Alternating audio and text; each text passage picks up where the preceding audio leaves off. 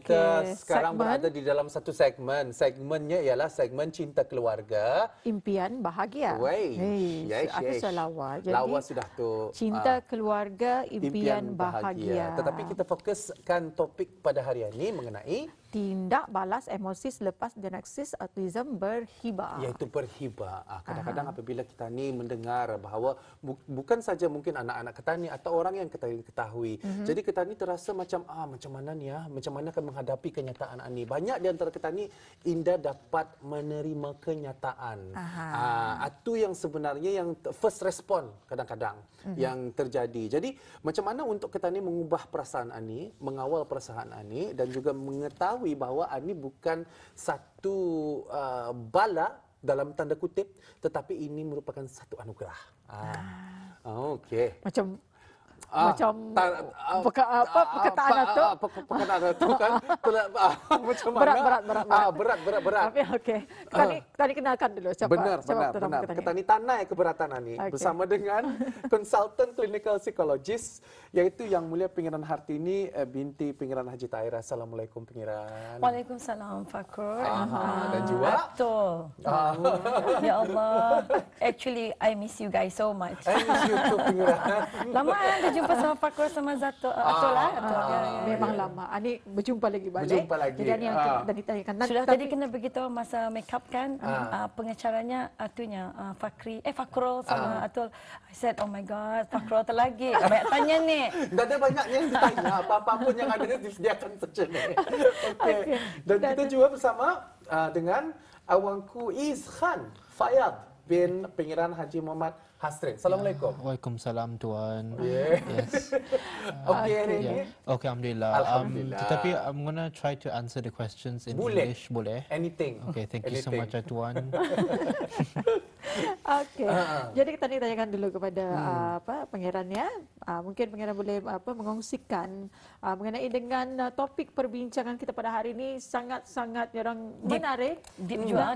Deep. Dan apa sebenarnya berhibah ni? Aku terpelang tu. Berhibah. Tapi walaupun topiknya berhibah, kalau boleh jangan kata ni berhibah kan. Topik saja. Dia boleh berserius. Kalau Fakrul boleh ni, dah jadi berhibah. Jangan tapi sudah kita yang mesti mulas. ceria. Silakan pangeran. Okey, assalamualaikum. Bismillahirrahmanirrahim.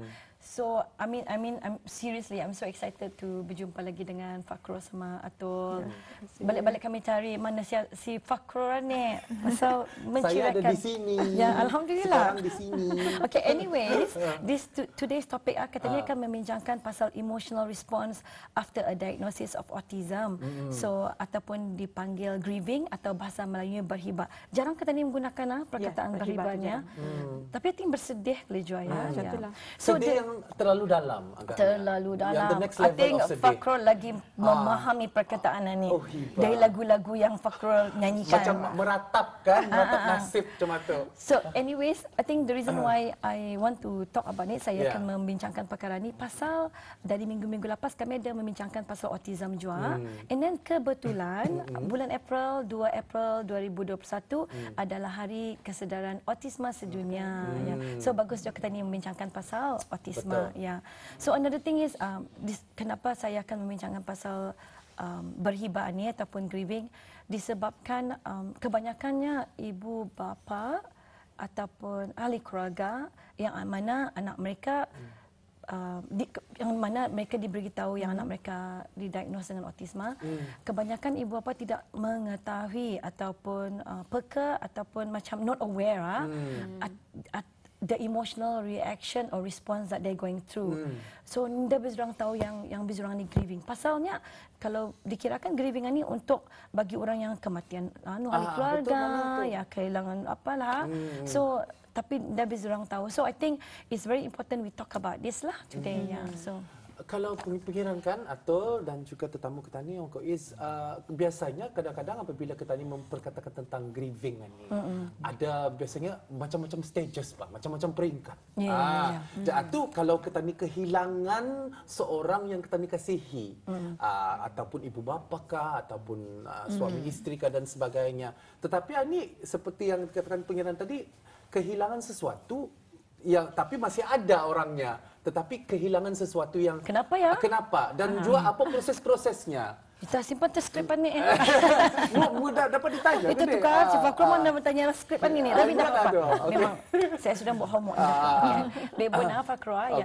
Actually-nya benar tu Fakro. Like banyak kata ni orang in the aware that ibu bapa yang anak bersorang kena diagnose ni with autism ni, they actually going through the process of berhibah atau grieving. Kenapa? Disebabkan kehilangan. Apa yang orang kehilangan? Kehilangan anak yang normal. Ekspektasi. Ya, because anak lahir macam biasa, physically dah ada masalah apa kan tu. Sekali sudah diberitahu anak itu ada autisma, ibu bapa merasa mereka kehilangan anak yang normal yang mereka harapkan itu. Kan biasa orang ada planning kan tu. Oh, I want my son like this, I want my daughter like this. So sudah tu diberitahu autisma, of course lah rasa terkejut dan rasa what do you call this, rasa kehilangan anak yang normal. Iya. Jadi sebenarnya kenapa Pangeran kerana ini penting mengetahui dan juga memahami emosi mereka dan apa terjadi jika sekiranya ibu bapa ini tidak dapat menerima kenyataan tentang diagnosis anak mereka ini. Okay, first of all, I like to talk about the grieving process. Tadi kenapa ibu bapa merasakan grieving sedangkan anak itu masih ada. So I said that the loss of a normal child. So the grieving ini ada stages kan tu. Stagesnya what do you call this? Mula-mula tu kalau diberitahu dia ada rasa denial. Ini very penting ya. Kita ni bershare sedikitlah sedikit atau proses-prosesnya ni. Denial, tidak dapat menerima hakikatnya yang anak mereka ada autisma. Lepas satu mereka stage yang kedua mereka akan masa marah, anger, so they will blame. Orang mencari sesuatu kan disalahkan. So kadang-kadang ada suami isteri, ada tu menyalahkan isteri, ada menyalahkan suami ataupun menyalahkan nini apa, semualah ahli keluarga akan disalahkan. Masa ni very sensitive ni kalau yang anger ni. Sekali lepas anger is the stage is ada orang, some of them will go to marah itu berketerlaluan, they will rasa depresi, kemurungan. So macam they feel like it's the end of the world. But some of them they will go to another stage, we call it bargaining. Bargaining ni they will say like, oh diterima juga tapi reda juga. Orang tengah-tengah 50-50. Lepas this bargaining, they will go to another stage, and then which is the nice stage. We call it acceptance ataupun reda. And then selepas acceptance and reda, then ibu apa ataupun ahli keluarga akan merasa ada hope lah ni orang. There's light. Ada harapan setelah itu. Yeah. So why is it important for parents to be aware about proses grieving ini ataupun emosi yang mereka lalui selepas anak mereka didiagnose? Sebabkan kalau mereka continue to be in the denial stage, but susah bagi mereka untuk membantu anak mereka, untuk mencari intervensi, untuk mencari pertolongan, bantuan untuk anak mereka. And then pada masa yang sama, mereka juga akan orang burn out. It's possible they can feel burn out. And then another thing is like, yang susahnya lagi kalau mereka continue berterusan in denial and then marah and then menerima hakikatnya, susah bagi profesional macam bagi kami untuk profesional lah yang di luar sana yang bertugas untuk membantu anak-anak yang ada autisma untuk membagi cadangan, membagi suggestion. It's macam orang repel lah, macam it's very hard to go through parents when they are still in the grieving process. Secara realistik ni, adakah mungkin daripada kajian daripada Pangeran sendiri dan juga pengalaman-pengalaman kan daripada Pangeran sendiri, apa agaknya kesulitan-kesulitan yang ditempuhi oleh pihak puan sendiri apabila mengetahui bahawa ibu bapa ni nyatanya belum tak lagi sedia ni bis jurang ni, tetapi harusnya anak mereka itu ditangani secepatnya dengan diberi guidance secepatnya. Apakah kesan ketidakstabilan atau ketidakterimaan orang ketidakrelaan ibu bapa ni menerima hakikat anak mereka mengalami autisma? Macam mana tu? Macam mana kami akan mengenal pasti kah? Bukan mengenal pasti. Apa agaknya kesusahan-kesusahan Cabaran daripada cabaran-cabaran, Puan. maafkan saya. Ya, ada challenges. Challenges. Oh, okay. That's a very nice question. In the dalam skrip tu, okay. Bagus Pak Quran. So, actually it's very challenging for professional to actually menolong, membantu, memberi bantuan. Tapi sebagai profesional, kami mesti peka juga dengan hal ini. So, membagi masa untuk ibu bapa to go through this process. Ya, it's very macam kita ni dah boleh memajal banyak orang. Macam mana boleh kita ni begitu kita Tapi ni. bukannya diselajurkan kan tu? No. Ditangani anak dan ditangani ibu bapanya. Yes, tapi dia ada caranya kita ni try to reassure ibu bapa. Macam mana kita ni reassure them. You know, like diagnosis is one thing, tapi yang penting masa ni kita ni membagi bantuan arah anak kita. So kalau kita dah belum dapat menerima anak kita ada autisma, okay, let's help your child. Obviously anak tu ada masalah lambat perkembangan kan tu. So kita ni fokus on anak tu dulu.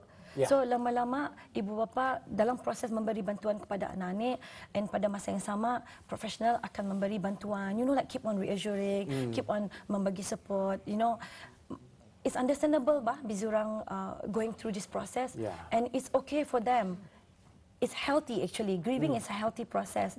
Bukannya jangan grieving they need to be aware. They need to be aware about this grieving process and they need to go through it. Jangan dipajal and don't be afraid of masanya I'm going to go to this grieving process and I don't want people to judge me atau bertetapuk di-deny ke apa. No, it's okay. I am grieving at the moment. I am very angry. I still cannot accept it. It's okay. Boleh kan tu? Boleh. Allow ibu bapa digalakkan untuk to go through this process, to acknowledge the feeling, to acknowledge the experience.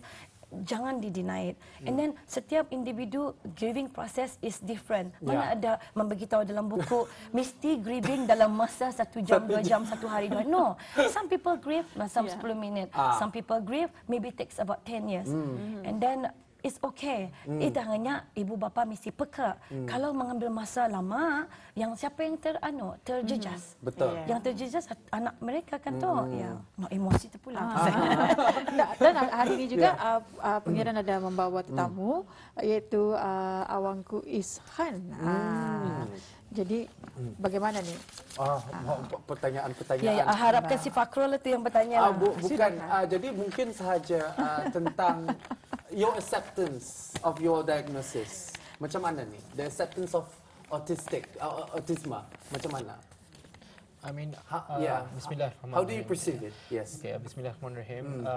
To answer your question, I think, you know, throughout my life, when I was young, growing up from school, you know, in childhood and school right now, when I got my diagnosis last December, and I was last December. Yes, last December. So it's not quite something. It's not quite long ago, and I was at that time. I'm still 19 years old right now. I'm currently in university at the moment, and I'm currently, you know, you would say technically I'm actually at that bridge between childhood or adolescence and adulthood. But so when I got my diagnosis, at first I was very worried in the sense of, okay, what's going to happen?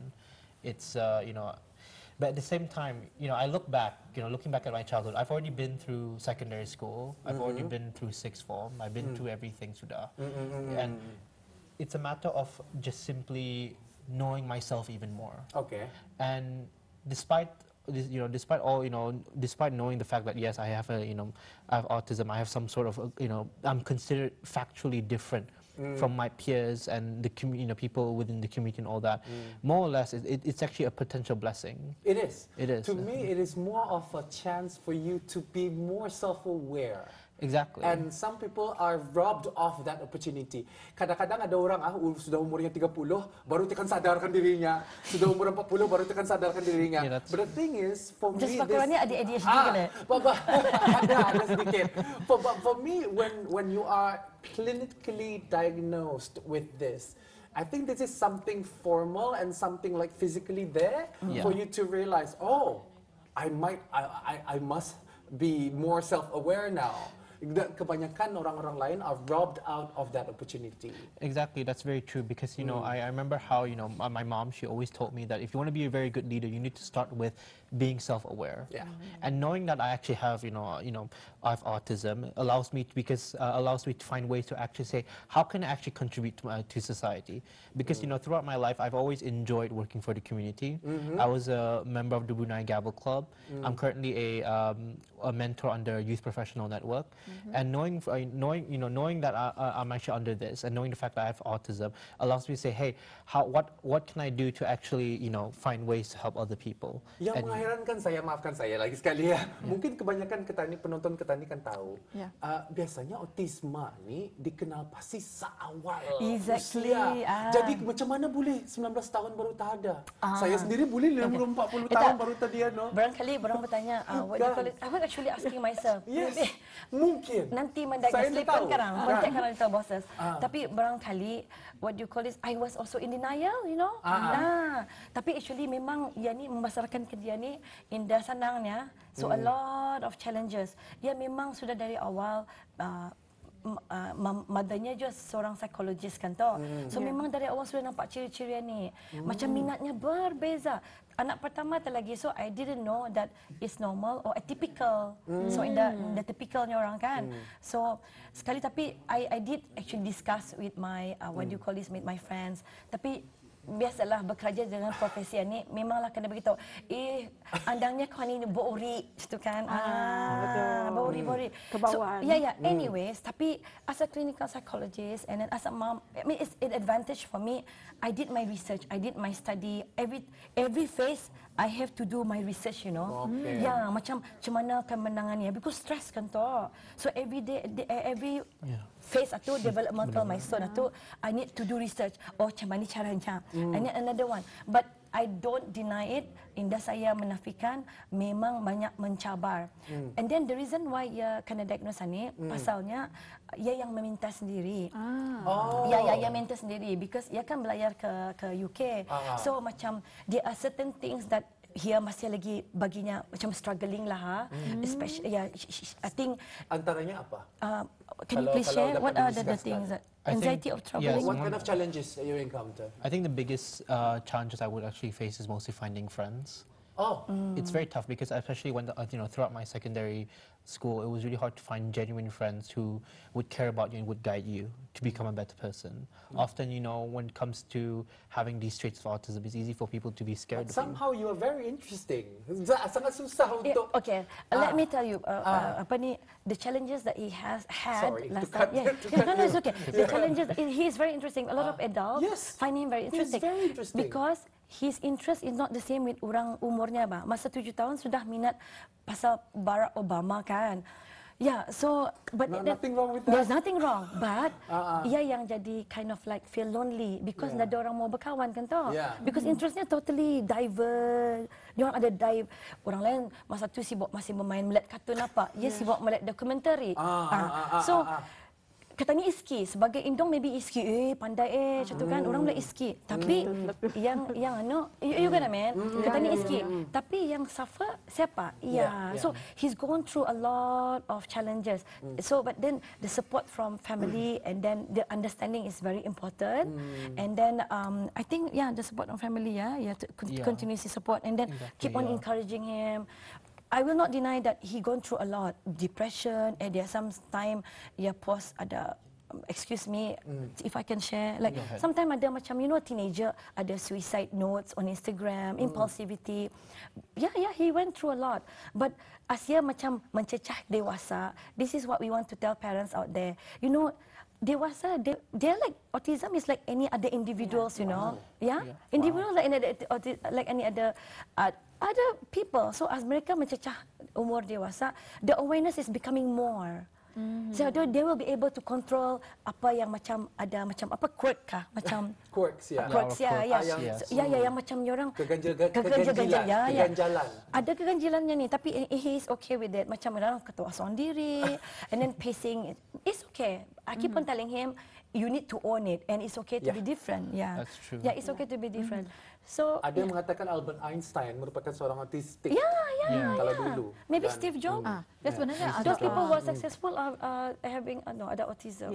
Sebenarnya topik ini ataupun tajuk yang kita bincangkan pada hari ini memang sangat menarik perhatiannya kita dan kalau tadi kan bercakap pun lebih meluas memang kita pun cukup masa. Tapi terutama masih faktor lagi sama aktor lagi. Tapi apa yang penting ialah ada kesadaran kepada masyarakat dan insya-Allah akan kita bawakan lagi topik ini. Insya-Allah. Jadi ribuan terima kasih kami ucapkan kepada yang mulia pengiran hari Thank ini you. dan Thank Awangku you. Izhan dengan pengongsian pada hari ini. InsyaAllah mana tahu ada kesinambungannya lagi untuk masyarakat Ketani yang lebih Ketani ketahui. Mengenai dengan segmen yang kita bawakan, segmen Cinta Keluarga Impian Bahagia, tindak balas emosi selepas diagnosis autism berhibah. Okay, terima kasih banyak pengiran. Thank you. Thank you so much. Thank you so much. Assalamualaikum. Okay, Thank you so much. Waalaikumsalam.